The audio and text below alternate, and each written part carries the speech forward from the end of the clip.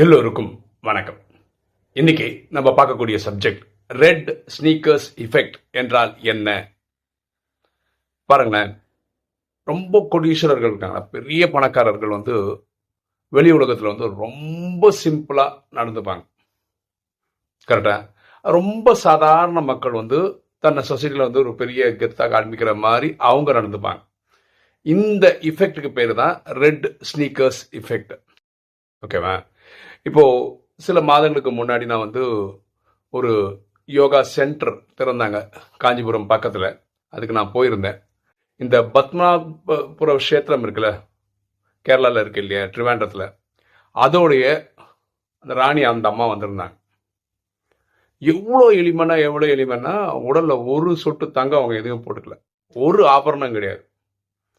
ஆனால் அவங்கள பார்த்தாவே ஒரு தேஜஸ் தெரியுது. அதாவது ஒரு பெரிய ராணி வந்திருக்காங்கன்றது சொல்லாமே நமக்கு தெரியுது.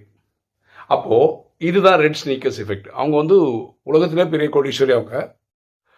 ஆனால் அவங்க எப்படி ட்ரெஸ் பண்ணிக்கிறாங்கன்னு பார்த்தா இந்த மாதிரி எளிமையாக இருக்க முடியுமா அப்படின்னு நம்ம சந்தேகப்படுற அளவுக்கு எளிமையாக இருக்காங்க. இந்த மாதிரி நான் வேற ஒரு வீடியோ பார்த்தேன். இவங்க பிரிட்டனில் இவங்க இருக்காங்களா, அரச குடும்பத்தை சேர்ந்த பிரின்ஸ் வில்லியம்ஸ், ஹாரி எல்லாம் இருக்காங்க இல்லையா, அவங்க ஒரு வாட்டி அதில் ஒருத்தர் இது 2 பிரின்ஸில் யாரோ ஒருத்தர் அந்த வீடியோ பார்த்தேன். அவர் இந்த உசேன் போல்ட் இருக்கார்ல, உசேன் போல்ட் ரன்னிங்கில் தெரியல, உலக நம்பர் 1 அவர் தான். ஸோ ஒரு 2 பேர் நிற்கிற மாதிரி ஒரு நிகழ்ச்சி நடக்குது. ஒருத்தர் இளவரசர், ஒருத்தர் ஃபாஸ்டஸ்ட் ரன்னர். இது எவ்வளோ எளிமையாக இருக்காருன்றதுக்காக காட்டுறான். அந்த பிரின்ஸ் என்ன பண்ணுறாருன்னா அவரை வேற எங்கேயோ பார்க்க சொல்கிறார். யாரை? Usain Bolt. அங்கே யாரோ உங்களை கூப்பிட்ற மாதிரி. உடனே அவர் அங்கே திரும்பி பார்க்கும்போது இவர் ஓடுறாரு. யார்? பிரின்ஸு. அதாவது இவர் 2 பேரும் ஒன்றா ஓடினாங்கன்னா உசேன் போல்ட் தான் ஜெயிப்பார்.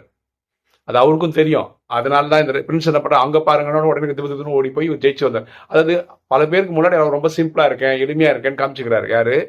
அந்த பிரின்ஸ். ஸோ இப்படி நம்ம பார்க்கறதுக்கு தான் இந்த ரெட் ஸ்னீக்கர்ஸ் இஃபெக்ட்னு சொல்கிறோம். இதை ரிவர்ஸில் பார்ப்போமே. ரொம்ப ஏழ்மையான குடும்பத்தில் இருக்கவங்க சொசைட்டிக்கு ஒரு நல்லா ப்ரெசென்ட் பண்ணணும், இது தப்பு கிடையாது. அது டாக்டர் அம்பேத்கர், அவர் ரொம்ப ஏழ்மையான குடும்பத்தில் தான் வந்தார். நீங்கள் எந்த அம்பேத்கர் ஃபோட்டோவும் பாருங்களேன், கோட் சூட்டோட தான் நீங்கள் பார்ப்பீங்க. ஃபோட்டோஸ் எல்லாம் பார்த்தீங்க, அதாவது தடப்படலாம் ட்ரெஸ் பண்ணியிருப்பார். ஓகே, அதாவது அவர் சமுதாயத்தில் தன்னை ஒரு இதாக காமிச்சிக்கணுன்ற மாதிரி ட்ரெஸ் பண்ணியிருப்பார். அதே மாதிரி நீங்கள் இந்திய பிரதம மந்திரி திரு நரேந்திர மோடி, அவர் பார்த்தீங்கன்னா சாயாவாலாவாக இருந்தார், ரயில்வே ஸ்டேஷனில் டீ கொடுத்துருந்தாரு. இதெல்லாம் நம்ம அவரோட பழைய பேக்ரவுண்ட் கதையெல்லாம் அப்படி தான் கேள்விப்படுறோம். ஆனால் இன்றைக்கி அவர் இந்தியாவுக்கு பிரைம் மினிஸ்டராக இருக்கார். ஓகேவா? 1க்கு 2 வாட்டி பிரைம் மினிஸ்டர் ஆகிட்டார். 3ஆவதுக்கு ட்ரை பண்ணிட்டு இருக்காரு. அவர் பார்த்தீங்கன்னா அவ்வளோ கனகச்சிதமாக சூப்பராக ட்ரெஸ் பண்ணியிருக்கிறார். ஓகே, ஏன்னா இந்தியாவோட பிரதம மந்திரி. ஓகே, எங்கே காமிச்சாலும் நம்ம இந்தியா ஏன்னா இந்தியா ஃபாஸ்டஸ்ட் க்ரோயிங் எக்கானமி, எல்லா துறையிலும் இந்தியா முன்னேறிட்டு இருக்கு. ஸோ இவர் அவரை நல்ல ஒரு இதாக ப்ரெசென்ட் பண்ணிக்கிறார். இந்த இஃபெக்ட்டுக்கு பேர் தான் நம்ம ரெட் ஸ்னீக்கர்ஸ் இஃபெக்ட்னு சொல்கிறோம். பணக்காரர்கள் ஏழ்மையாக இருக்கிற மாதிரி காமிச்சிக்கிறதும், ஏழ்மையாக இருக்கிறவங்க தன்னை நல்லா ப்ரெசென்ட் பண்ணிக்கிறதும். ஓகே, இது வெளி உலகத்தில் இருக்கிற ஒரு விஷயம். ஓகே, இப்போ ஒரு ராஜயோகி எப்படி இருக்கணும்? பரமாத்மா சொல்கிறாரு, ராஜயோகி எப்படி இருக்கணும்னா, நீங்கள் ஸ்ரீராமனாகவே இருந்தா கூட காட்டில் ஸ்ரீராமன் எப்படி இருந்தார்? அவ்வளோ எளிமையாக இருந்தார் இல்லையா? அது ராஜா உடையோட காட்டில் 14 வருஷம் இருந்திருந்தாருன்னு வச்சுக்கோங்க, அது பார்க்கறதுக்கே அவ்வளோ நல்லா இருந்திருக்காது இல்லையா? அந்த மாதிரி ஒரு ராஜயோகியும் இருக்கணுன்றார். புரியுதுங்களா? ஸோ நீங்களும் நானும் ரியலாகவே ரொம்ப கோடீஸ்வரர் மாதிரி குடும்பத்திலேருந்து வரலாம், ஆனால் ரொம்ப எளிமையாக இருக்கணும் ஸ்ரீராமனை போல அப்படின்னு பரமாத்மா சொல்கிறார். எளிமைனா என்ன கணக்கு? கந்தல் மாதிரி துணி கிழிஞ்சு அங்கே தையல் போட்டு இங்கே தையல் போட்டு அப்படி போடணுமா? அப்படிலாம் பாபா சொல்லலை, இறைவன் அப்படி சொல்லலை. இறைவன் என்ன சொல்கிறாருன்னா, நீங்கள் ட்ரிம்மாக ட்ரெஸ் பண்ணிக்கோங்க, பார்க்க லட்சணமாக வச்சுக்காங்க. ஓகேவா? உங்கள் ஒரு காட்டன் ஷர்ட்னு வச்சுக்கோங்களேன், அயன் பண்ணி போடுங்க, கஞ்சி போட்டுக்க, அந்த மாதிரி போட்டுக்காங்க. அதுக்காக ரொம்ப காஸ்ட்லியான ட்ரெஸ் இருக்குல்ல, இந்த ஷேர்வானி அது இதெல்லாம் கல்யாணத்துக்கெல்லாம் போட்டுக்கணும், அந்த மாதிரி டெய்லி போட்டுக்கணும்னு அவசியம் கிடையாது அப்படின்றார். ஸோ ஒரேடியாக ஒன்றுமே இல்லாத மாதிரியும் ஒரேடியாக ஆகாவோகனும் இல்லாமல் மீடியமாக ப்ரெசன்டபிளாக வச்சுக்கோங்க அப்படின்னு. இந்த டைமில் என்னோட சில விஷயங்கள் உங்களுக்கு சொல்லணும், நான் இப்படிலாம் இருந்திருக்கேன் அப்படின்னு. இதுலேருந்து நீங்கள் பார்த்து தெரிஞ்சுக்க வேண்டியது எப்படிலாம் இருக்கக்கூடாதுன்றதுக்கு தான் எக்ஸாம்பிள் சொல்கிறேன். நான் ஒரு டைம் நல்லா இருந்த போது, ஃபினான்ஷியலாக நல்லா இருக்கும்போது 10,000 ரூபா ஷர்ட் எடுத்திருக்கேன். நான் ஒரு ஷர்ட்டு 10,000 ரூபாய்க்கு எடுத்திருக்கேன். கல்யாணத்துக்கெல்லாம் எடுத்தால் பரவாயில்லன்னு சொல்லலாம்னு வச்சுங்களேன். என் ஒய்ஃபுக்கு கல்யாணத்துக்கு நம்ம சாரியெல்லாம் எடுப்போம், அது கொஞ்சம் காஸ்ட்லியாக தான் எடுப்பாங்க எல்லாரும், ஏன்னா அது ஒரு மெமரபுளாக. அதுவே நாங்கள் 7,000 ரூபா தான் எடுத்தோம். ஆனால் நான் ஒரு காலத்தில் ஷர்ட் எடுத்தது வந்து 10,000 எடுத்திருக்கேன். அது இப்போ அது என்ன நினச்சேன்னா, அது வந்து நல்லா இருந்தது ஷர்ட்டு. அது ஆயுசு ஃபுல்லாக வரும் போல இருக்கு அப்படின்னு நினச்சி தான் வாங்கினேன். 2 வருஷம் இருந்தது. அதுக்கப்புறம் அது கீஞ்சி போச்சு, தூக்கி போட்டோம். இப்படி இருக்கக்கூடாது, புரியுதுங்களா? ஸோ தடப்புடலாக இருக்கணும்னு அவசியம் கிடையாது. அது மாதிரி அடுத்த ஒரு சம்பவம் சொல்ல பாருங்கள். இது நான் சொல்லியிருக்கேனான்னு தெரியல. எங்களுக்கு கல்யாணம் ஆகி குழந்தை பிறந்ததுக்கப்புறம் என் குழந்தைங்களுக்கு ஒரு 6 மாதம் ஆயிடுச்சோன்னே நாங்கள் எங்கேயுமே வெளியே போகல. ஏன்னா வீட்லேயே தான் இருந்தோம். இப்போ ஒய்ஃப் ஒரு சேஞ்சாக இருக்கட்டும் சினிமா கூப்பிட்டு போனேன். இதெல்லாம் நான் ராஜயோகம் நாலேஜுக்குள்ளே வரதுக்கு முன்னாடி நடந்த சம்பவம். அப்போது நான் வந்து ஐநாக்ஸ்னு ஒரு தியேட்டர் இருக்குது மயிலாப்பூரில். அங்கே கூப்பிட்டு போகிறேன் ஒய்ஃபு குழந்தைங்கள. ஸோ குழந்தைங்க ஒரு வேளை தியேட்டரில் ஃபஸ்ட்டு டைம் கூப்பிட்டு போகிறேன். 6 மாதம் தான் ஆகுது.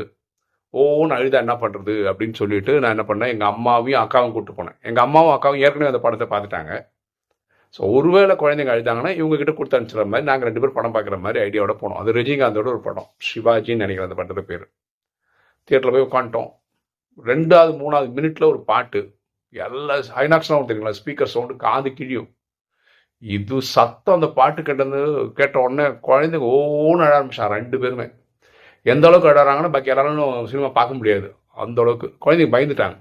6 மாதம் குழந்தைங்க என்ன தெரியும். நானும் ஒய்ஃபும் வெளியே வந்துட்டோம் குழந்தைங்களை எடுத்துகிட்டு. எங்கள் அம்மா சொன்னாங்க, இல்லைடா நான் நான் பார்த்துக்கிறேன்டா, என்கிட்ட கொடு, நீங்கள் படம் பாருன்னாங்க. எங்களுக்கு கேட்கல, மனுஷன் சரிப்பட்டு வரல. நாங்கள் 2 பேர் தான் வெளியே வந்தோம். இப்போ எங்கள் அம்மாவும் அக்காவும் உட்காந்து படம் பார்த்துன்னு இருக்காங்க. இப்போ இவங்க படம் பார்த்துட்டு வரதுக்கு 2.5 மணி நேரம் ஆகும் இல்லையா. நானும் ஒய்ஃபும், அது மால் இல்லையா, ஒரு கடையாக சும்மா ஏறி இறங்கணும். 2.5 மணி நேரத்துக்குள்ளே என் ஒய்ஃபு ஷாப்பிங்கிற பேரில் ஒரு 10,000 ரூபா காலி பண்ணிட்டான். ஸோ அன்னைக்கு எனக்கு வாழ்க்கையிலேயே நான் ஒரு படம் பார்த்து இவ்வளோ காஸ்ட்லியான ஒரு படம் அதுதான். ஏன்னா அவ்வளோ செலவு பண்ண அன்னைக்கு.